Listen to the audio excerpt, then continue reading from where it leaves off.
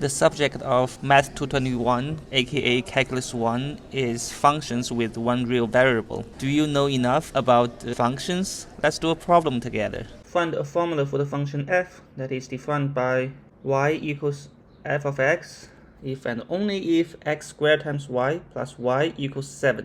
And what is the domain of f? Well, that looks easy. We have an equation of x and y. We're just going to solve for y. The result is y equals 7 over x squared plus 1. On the other hand, y equals f of x. So we have found f of x. Now we are looking for the restrictions on input x. The only thing that could go wrong is dividing by 0. Here, x squared plus 1, the denominator is always positive, can never be 0.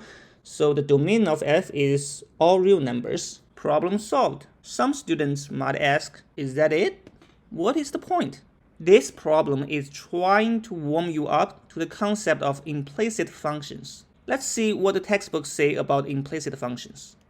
Now it's time to pause the video and read yourself. Let me explain the concept of implicit functions. You see, there are at least two ways of defining the same function. One way is to give an expression of the input, or a formula that tells you how to compute the output from an input. Another way of defining the same function is by telling you the input x and output y satisfy an equation, without telling you explicitly how to compute the output from the input by a formula. In another word, a function can be defined explicitly using a formula, or it can be defined implicitly by an equation of input and output. So the term implicit function is not saying that the function is implicit.